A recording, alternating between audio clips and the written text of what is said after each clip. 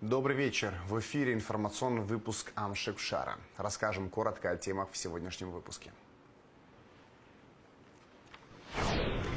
Фильм Тимура Кыгыскири, посвященный жизни первого президента Абхазии Владислава Арзанаба, показали в Музее боевой славы.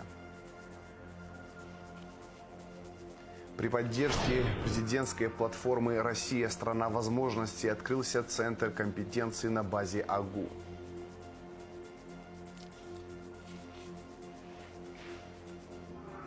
В Сухумской 5-й средней школе имени Ефрема Эшба открылся новый компьютерный класс.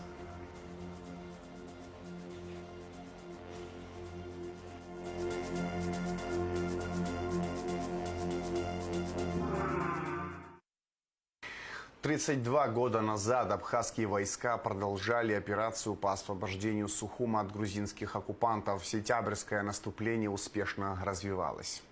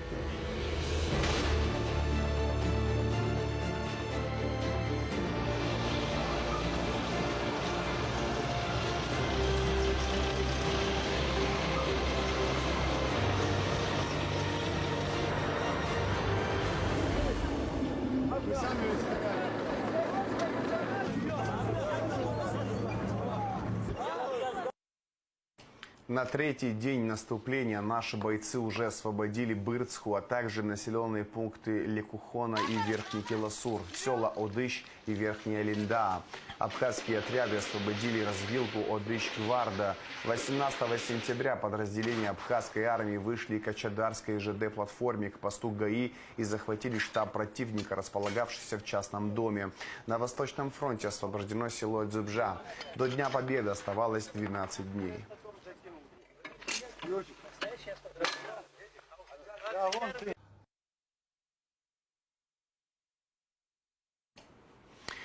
Первый международный экономический форум Южной Осетии «Горизонты инвестиций» открылся в столице Южной Осетии. Наша цель – создать благодатную среду для инвестиций и развития экономики, отметил на открытии форума президент Южной Осетии Алан Гаглоев. Руководитель абхазской делегации, премьер-министр Владимир Делба подчеркнул, что данный форум имеет большую значимость для Южной Осетии. Это событие имеет историческое значение. Оно открывает для Южной Осетии новые горизонты экономического развития, способные определить современный облик нашей страны, нацеленной на динамичное сотрудничество с внешним миром.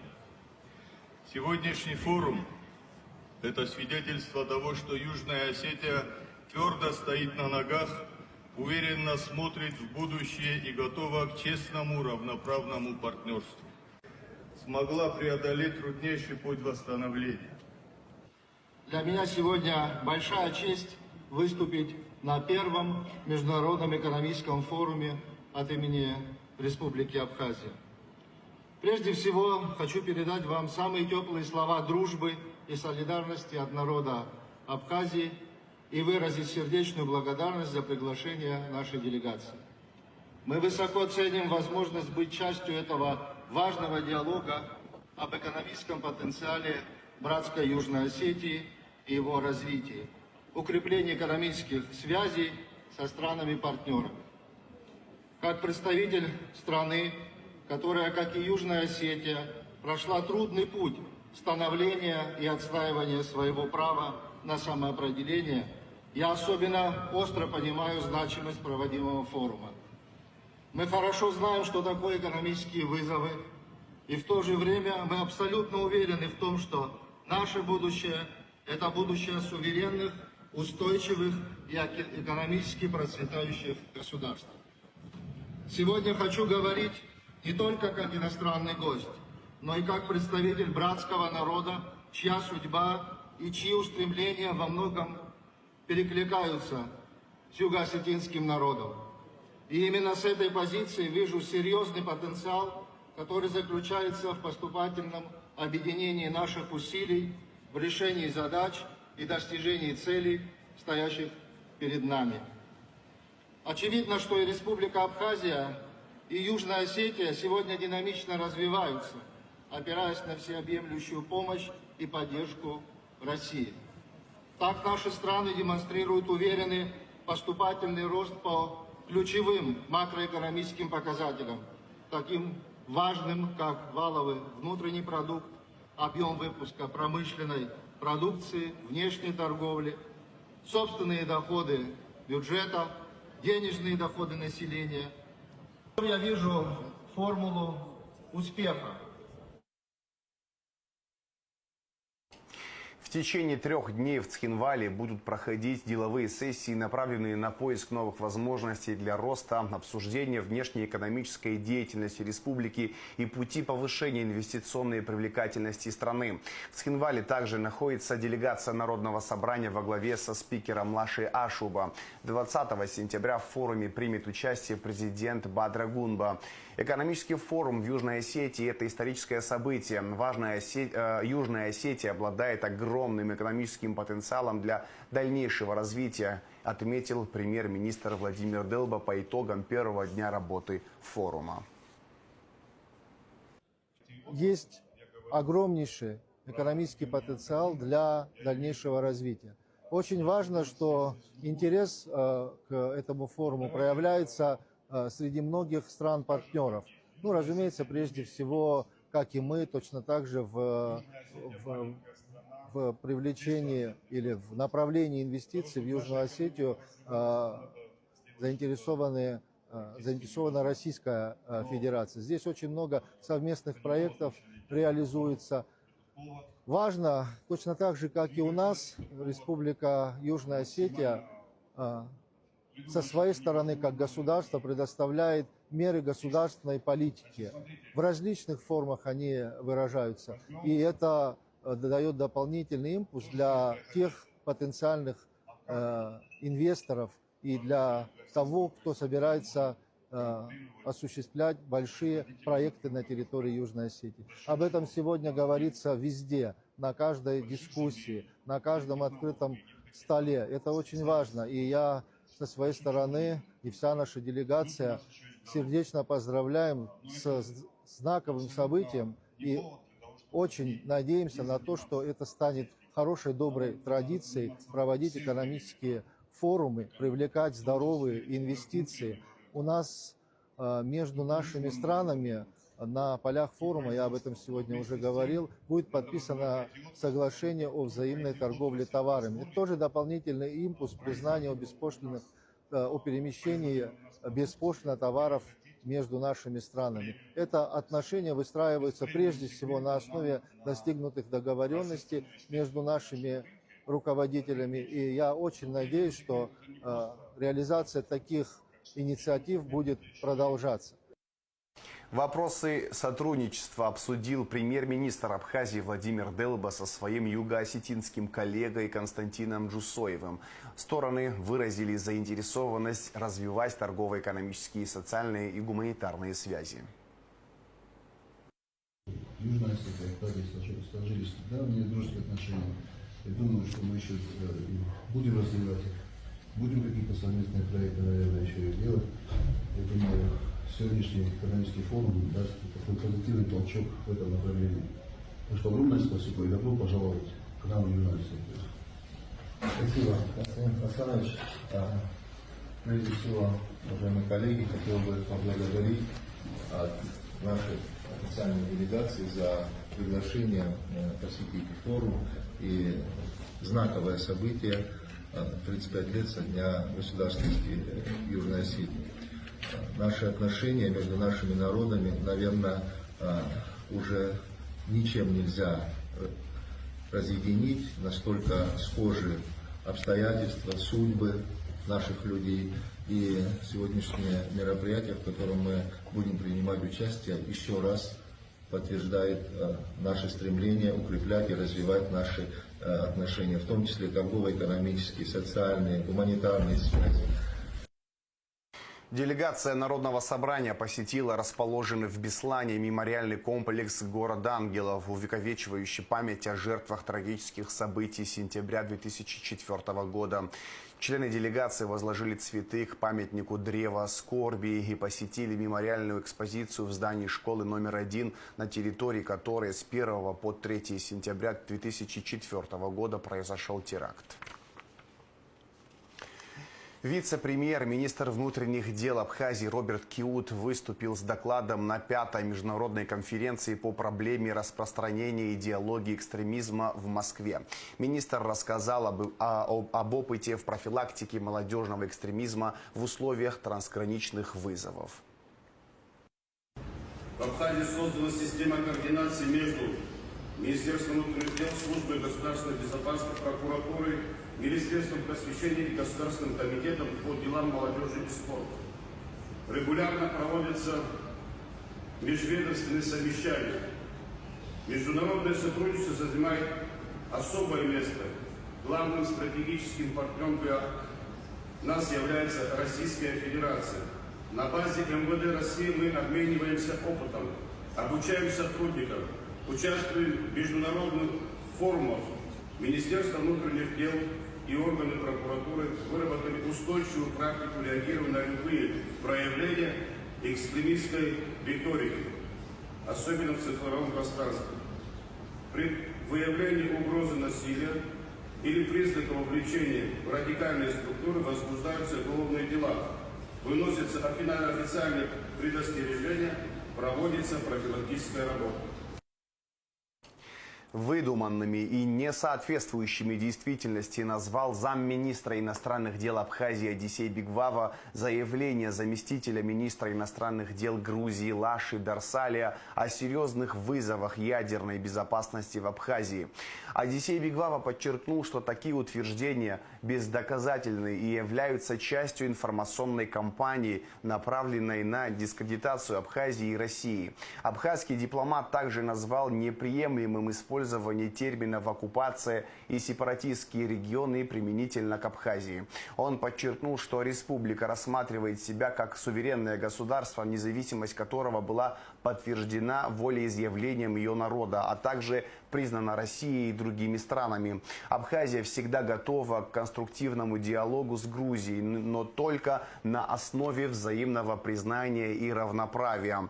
Мир на Южном Кавказе невозможен без учета интересов региональных государств, как Абхазия, Южная Осетия и одной из ведущих сверхдержав мира – России, говорится в комментарии.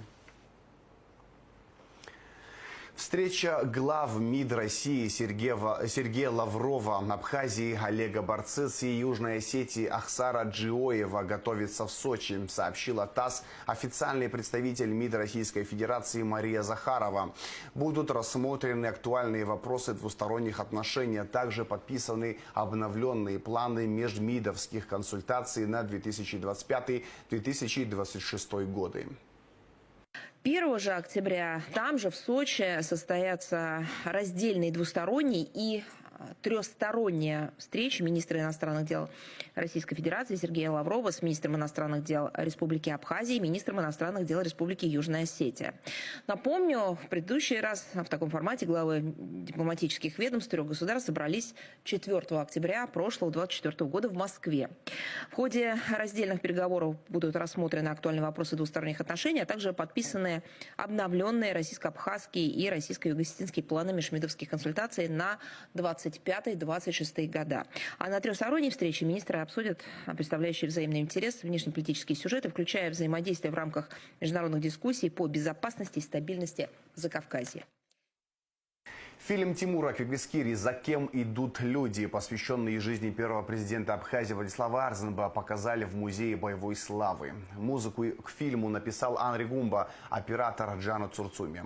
В фильме использованы современные технологии для озвучивания цитат и оживления фотографии, что позволяет зрителям глубже осмыслить масштаб личности Арзенба и его героический путь к свободе.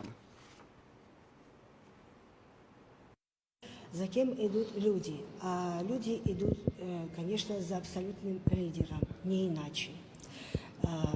Этот фильм, кстати, не лишнее будет сказать, что 28 июня нынешнего года был показан в городе Ростов-на-Дону. Я лично сопровождала его и представляла. Очень много людей собралось на просмотр этого фильма, в том числе и наши соотечественники. Этот фильм создан в двух жанрах – художественном и документальном. И в нем использованы новые технологии, с помощью которых оживлены некоторые фотографии с согласия семьи Владислава Ардзенба. И создателям этого фильма удалось некоторые эпизоды из книги «Моя жизнь» Владислава Ардзенба озвучить его же голосом. Я думаю, что не безразлично будет молодому поколению просмотра этого фильма, и надеемся, что этот фильм оставит впечатление в их сердцах. Делегация Народного собрания во главе с вице-спикером Ашотом Минасяном принимает участие в работе 43-й конференции Южно-Российской парламентской ассоциации. Мероприятия пройдут на различных площадках Волгограда, ведущих предприятиях, структурах финансового сектора, учреждениях здравоохранения, спорта и образования. Всего на конференции Южно-Российской парламентской ассоциации планируется рассмотреть около 80 вопросов. Делегация Ассоциации силовых ведомств Абхазии с гуманитарной акцией находилась на Донбассе с 13 по 16 сентября. По возвращению в Абхазию председатель Ассоциации Батал Агрба рассказал о целях и значимости акции. Смотрите интервью с Баталом Агрба сразу после выпуска новостей. При поддержке президентской платформы «Россия. Страна возможностей» открылся Центр компетенции на базе Абхазского государственного университета. Платформа уже 7 месяцев внедряет в университете разные подходы по профразвитию, и некоторые студенты уже успели пройти обучение в нем. На открытии также вручили паспорта компетенции студентам, успешно прошедшим диагностику надпрофессиональных навыков. На мероприятии присутствовали вице-президент Беслан Бигвава, руководитель администрации президента Беслан Эшба. Репортаж Гунды Шоуа. При поддержке президентской платформы «Россия. Страна возможностей» на базе Абхазского государственного университета открылся Центр компетенций.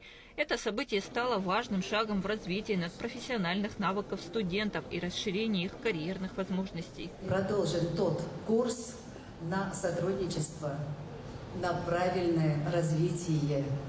Мир, как видите, сложен, и надо выбирать свой путь. Нам особо выбирать и нечего, мы знаем свой путь, мы знаем, куда двигаемся, и мы хотим развиваться. Я сейчас говорю от имени наших студентов, и я рада эти слова говорить. Приветствую вас еще раз. Продуктивного дня, хотя работа уже началась, она только продолжается сейчас, и каким-то образом какой-то этап этой работы будет сегодня подытожен. Центр компетенции станет точкой притяжения и развития надпрофессиональных навыков студентов и преподавателей. Важность открытия центра подчеркнул вице-президент Абхазии Беслан Бигвава. Это не просто новый образовательный проект, а важный шаг к расширению профессионального потенциала страны. Для Абхазии это также шаг к более тесной интеграции с образовательным пространством России, что открывает перед студентами новые возможности. В рамках сотрудничества запускается конкурс «Гостеприимная Абхазия», направленный на развитие туристической отрасли, одной из ключевых сфер для нашей экономики.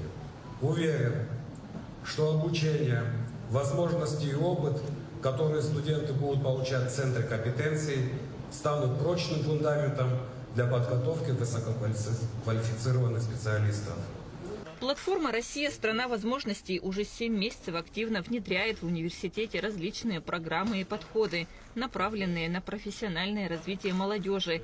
За это время некоторые студенты успели пройти обучение в центре и получить ценные знания и навыки. университете открывается центр компетенции. Мы учим преподавателей с этим работать, а дальше студенты приходят в этот центр, проходят диагностику, получают рекомендации по развитию своих надпрофессиональных компетенций.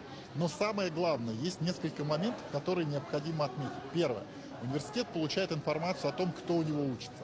Что можно с этими студентами делать, на кого обратить внимание, кого подтянуть, с кем работать, кого выделить в качестве старост, например, или руководителей будущих. Посмотреть на их потенциал. Это первый момент. Второй момент – это для работодателей. У вас очень большая потребность в кадрах в республике, а здесь в университете куются просто самые профессиональные, самые лучшие молодые кадры. И, конечно, важно знать не только то, что они умеют в профессиональном плане, но и то, как они могут включаться в коллектив, как они умеют анализировать информацию, насколько они целеустремленные, насколько умеют коммуницировать, работать в партнерстве с другими. Эти и другие компетенции очень важны для того, чтобы двигаться по карьерной лестнице. На торжественной церемонии открытия Центра компетенций состоялось вручение паспортов компетенций студентам, успешно прошедшим диагностику надпрофессиональных навыков. Эти паспорта являются официальным подтверждением уровня развития мягких навыков, таких как коммуникация, работа в команде, лидерство и креативное мышление, которые сегодня высоко ценятся работодателями. Нам на факультете прислали ссылку и предложили зарегистрироваться, поучаствовать. Мы решили, что это интересно, что это вообще интересная возможность, почему бы и нет. Задания были, какие-то были сложные, какие-то были легкие, с какими-то справлялись очень быстро, над какими-то приходилось думать. Это было очень интересно и занимательно. Данный проект позволил нам выявить такие различные компетенции, как партнерские качества, лидерские качества, которые позволяют нам разделять ответственность, участвуя в командах, также в различных других проектах. И также этот конкурс включал в себя различные направления, как включая и на логику, и на само мышление по образовательным качествам. И данный проект позволил нам выявить свои личные компетенции, благодаря чему мы получили также новые знания. Открытие центра – это инвестиция в будущее абхазских студентов, которая поможет им стать конкурентоспособными специалистами на рынке труда и внести свой вклад в развитие страны. Платформа «Россия – страна возможностей» продолжает свою работу по поддержке талантливой молодежи, предоставляя им возможности для обучения, развития и карьерного роста. Кундашова, Ахра Амичпа, Абхазское телевидение. В ГТК провели медобследование личного состава на предмет употребления запрещенных веществ. Данная проверка проводится по поручению главы государства Бадры Гунба. Тестирование проходило в здании ГТК, где лаборанты Республиканского наркологического диспансера подготовили все необходимое для процедуры. Тестирование прошли сотрудники центрального аппарата, таможенного поста Сухум и поста Акцизный. Проведение медицинского обследования осуществлялось под контролем сотрудников отдела собственной безопасности и сотрудников УКОН МВД. 152 факта нарушений правил дорожного движения выявлено в результате рейдовых мероприятий в столице. Сотрудниками госавтоинспекции проводятся регулярные мероприятия, направленные на обеспечение дорожной безопасности и профилактики соблюдения правил дорожного движения. Равняй! Мирно! Вольно! Расстановка сил и средств личного состава УГАИ на профилактические мероприятия по городу Сухум. Первая группа. В столице проводятся регулярные рейдовые мероприятия, направленные на обеспечение дорожной безопасности и профилактики соблюдения правил дорожного движения. Патрулировать улицы города Сухум выехали сотрудники управления госавтоинспекции, Министерства внутренних дел и экипажи ГАИ, городских управлений и районных отделов внутренних дел. Согласно расстановке, сотрудники ГАИ работали группами на основных транспортных направлениях города с последующей ротацией. В результате рейдовых мероприятий в столице выявлено 152 факта нарушений дорожного движения. Самые злостные нарушители – это водители, севшие за руль в нетрезвом состоянии. И таковых к административной ответственности привлечено 5 человек, которым выписаны штрафы по 30 тысяч рублей и оформлены материалы на лишение водительских удостоверений сроком на 6 месяцев. 15 административных протоколов сотрудники ГАИ составили в отношении лиц, управляющих транспортным средством без водительских удостоверений, и еще выявили 35 фактов управления автомобилем без надлежащих документов. МВД напоминает, что обеспечение правопорядка на дорогах является основным результатом предупреждения дорожно-транспортных происшествий, спасения жизни и здоровья граждан. Площадка, где зарождаются дружеские и профессиональные отношения. Международный фестиваль молодежи собрал более 2000 участников, тысячи из которых представители делегаций из 120 стран. Кроме того, фестиваль стал отборочным этапом к играм будущего, которые пройдут в следующем году в Казахстане. Деловая программа разработана с учетом сфер, которые представляют участники, включая медиа, креативные индустрии, госуправление и образование. О значимости таких площадок для укрепления дружбы между молодежью Абхазии и России говорят и участники нашей делегации.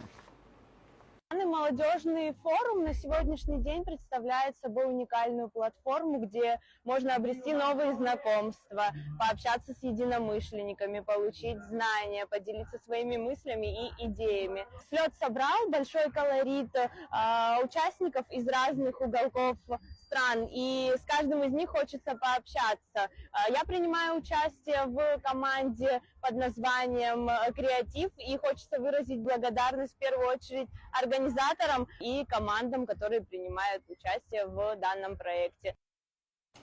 В Сухумской 5-й средней школе имени Фрема Эшба открылся новый компьютерный класс. В кабинете провели капитальный ремонт, оборудовали рабочие места и установили 30 современных ноутбуков и компьютеров. С их помощью учащиеся смогут закреплять теоретические знания на практике и осваивать цифровые навыки, востребованные в современном мире. Класс создан при поддержке главы государства Бадри Гунба, выпускника этой школы. На церемонии открытия присутствовала министр просвещения Хана Гунба. Действительно, это значимый день для нас. Создание такого нового, современного компьютерного класса. Мы хотим поблагодарить еще действительно нашего выпускника, главу государства Бадру Зурабовича Гумба за создание такого класса. И надеемся, что мы, ученики 5-й школы, не подведем. Открытие кабинета информатики – очень важное событие в жизни нашей школы. Изучение программ, использование компьютера можно применять для получения профессионального образования. Также мы живем в эпоху НТР, и без знания основных функций компьютера невозможно адаптироваться в современном мире. Администрация Сухума приступает к реставрации фасада здания, входящего в список памятников архитектуры Сухума на пересечении улиц Арзенба и Воронова. Ранее были отремонтированы фасады, балкон кирпичного здания на набережной напротив кафе «Пингвин», а также здание администрации города Сухум. На здании на пересечении Арзенба-Воронова мы будем делать фасад, кровлю, тротуарные зоны вокруг дома и подсветку. Далее перейдем к следующему дому, который расположен на пересечении улиц Арзенба и Дбар, сказал мэр столицы Тимур Агарба. Таким образом, до конца года администрация Сухума отреставрирует фасады еще 2 домов, а в следующем году планируется отреставрировать фасады 10 домов из списка памятников архитектуры столицы. В АГУ состоялась презентация конкурса «Гостеприимная Абхазия». Студентам рассказали подробнее про проекты, про возможности, которые открываются участникам конкурса. Репортаж Налы Чинджери.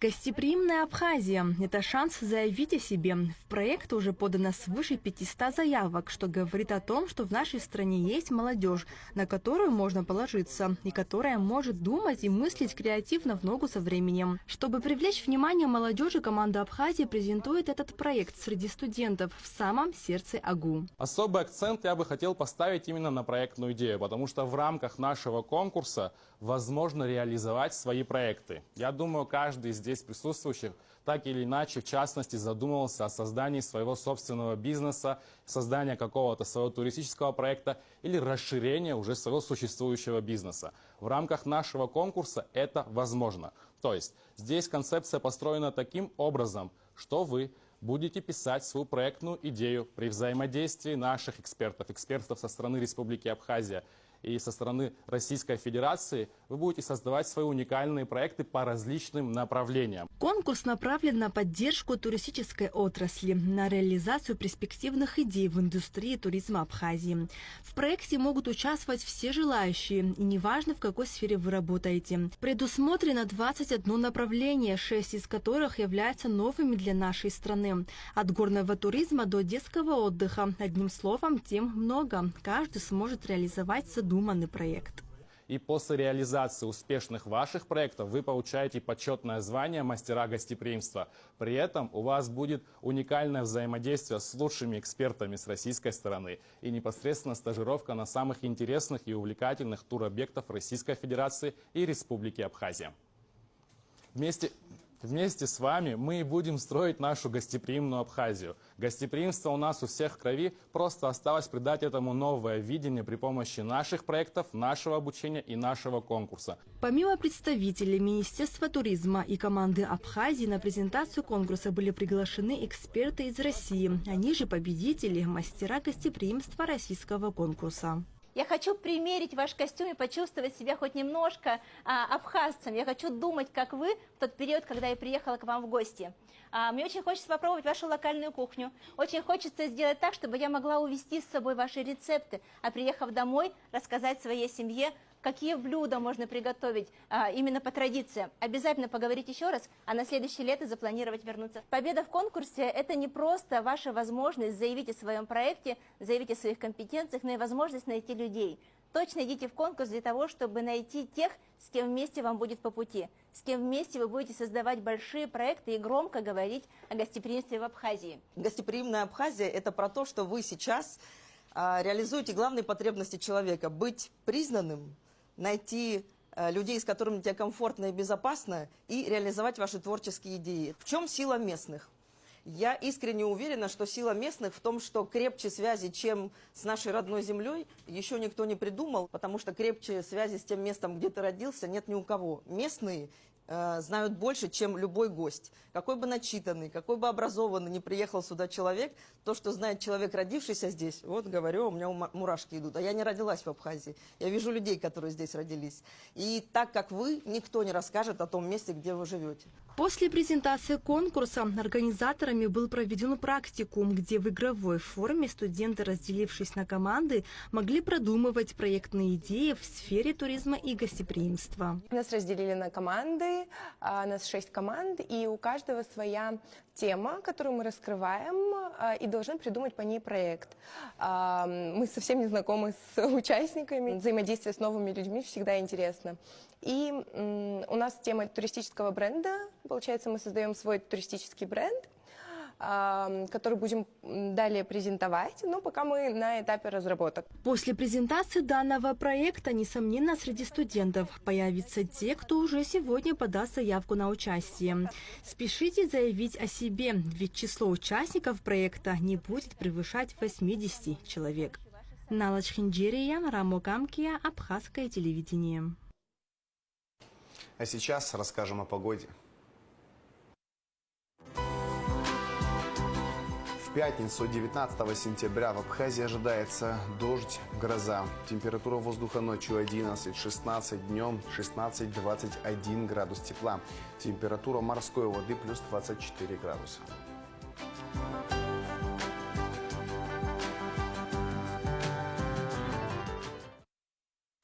На этом все. Всего хорошего. До свидания.